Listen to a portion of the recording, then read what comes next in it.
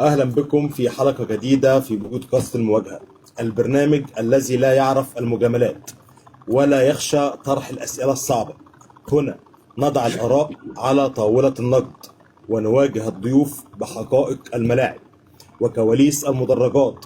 وفي ليلة حمراء بامتياز نستضيف اليوم واحدا من أبرز الأصوات الجماهيرية التي هزت منصات التواصل الاجتماعي، شخصية لا تعترف بالهزيمة وتتنفس بروح الفانيلا الحمراء، يدافع عن الكيان بكل ما أوتي من قوة، ويرى أن منصات التتويج خلقت فقط للنادي الأهلي.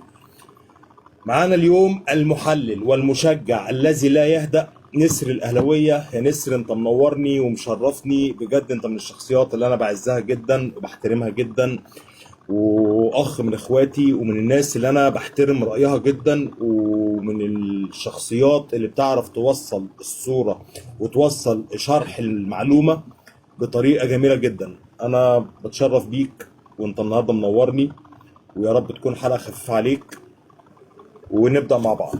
اولا انا طبعا بشكرك على المقدمه الجميله اللي انت قلتها ديت، وبحييك على الكلام المحترم دوت، وده كتير عليا اصلا. وانا واحد ده من يا الناس نسر، من جمهور النادي الاهلي، لان جمهور الاهلي كله مليان ناس كبيره وناس محترمه وناس بتعرف ازاي تحب الكيان بكل ما اوتت من قوه، وانا واحد من ضمنهم، من الجيش المحترم دوت مش اكتر.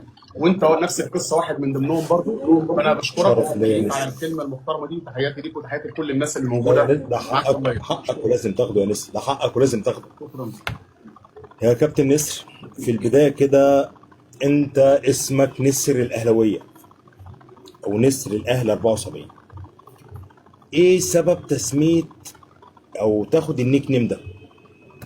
ال- الاسم ده جالي اولا الرمز بتاع 74 او 72 جاي من رمز الشهداء وتخليد للشهداء، ونسر الاهلي ده شعار النادي الاهلي. فكان بالنسبه لي الاسم مع الرقم بتاع الشهداء بالنسبه لي حاجه انا بحب دايما ان انا ابروزها، واحب دايما ان انا اخلدها. فانا اخترت الرقم ده او الرمز ده عشان يبقى بالنسبه لي حاجه دايما قدام مني كده على طول باستمرار. ونسر 74 نسر 74 تخليدا للشهداء وتخليدا للشهداء. لفكره اسم او نسر النادي الاهلي. بس ده كانت الفكره بتاعتها يعني. وهي فعلا فكرة جميلة جدا، وفعلا حاجة مميزة وتميزت بيها يا نسر، واحييك عليها. يا نسر، نخش بقى كده في بداية الكلام.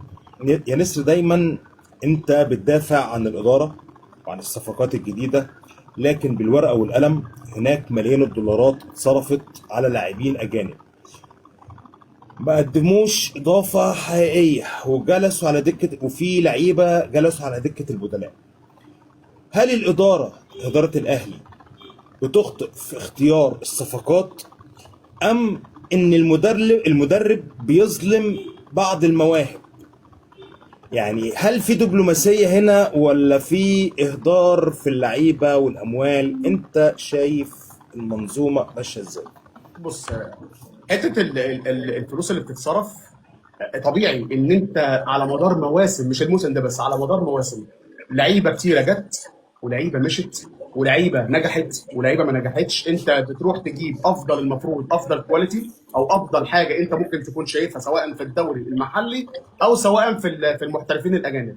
تمام، ده انت بتشتغل على دايما على الاساس ده، ودايما بتحب تجيب افضل حاجه. كون ان اللاعب ينجح معاك في النادي او ما ينجحش، تمام، ده بيرجع لفكر المدرب، تمام، وبيرجع لاسلوب لعب المدير الفني، وبناء عليه اللاعب ده هينجح معاك او هيفشل معاك. وبيرجع برضو لفكره الحب والكره. ممكن مدرب يجي مع لاعب مثلا، اللاعب ده بالنسبه له هو اللي اختاره، فبالنسبه له اللاعب ده هو عايزه ينجح. لاعب تاني هو ما بالظبط. اختاروش او اتفرض عليه من خلال الاداره، فبالنسبه له اللاعب ده يكون محطوط ان انا ايه، انتوا جبتوا لي فرضتوه عليا، طب انا هو هوريكم ان اللاعب ده بالنسبه لي فاشل، او اللاعب ده مش هيعمل حاجه معايا.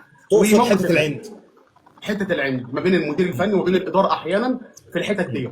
لكن الاداره بتاعت النادي الاهلي دايما فارس. كانت المفروض معودانا ان اختاره، فبالنسبه له اللاعب ده هو عايزه ينجح. لاعب تاني هو ما بالظبط. اختاروش او اتفرض عليه من خلال الاداره، فبالنسبه له اللاعب ده يكون محطوط ان انا ايه، انتوا جبتوا لي فرضتوه عليا، طب انا هو هوريكم ان اللاعب ده بالنسبه لي فاشل، او اللاعب ده مش هيعمل حاجه معايا.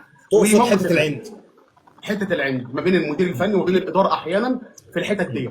لكن الاداره بتاعت النادي الاهلي دايما أستاذ فارس. كانت المفروض معودانا ان هم بيشتغلوا على ان هم بيجيبوا افضل كواليتي وافضل لعيبه. وعلى فكره هم اشتغلوا في الموسم اللي فات دوت ان هم يجيبوا اللعيبه دي. جابوا تريزيجيه، جابوا بن شرقي، جابوا امام عاشور قبليها، جابوا فاهم انت لعيبه كتيره اللهم صل على النبي، كان وسام برضه ابو علي، محمد علي بن رمضان، لعيبه كتيره هم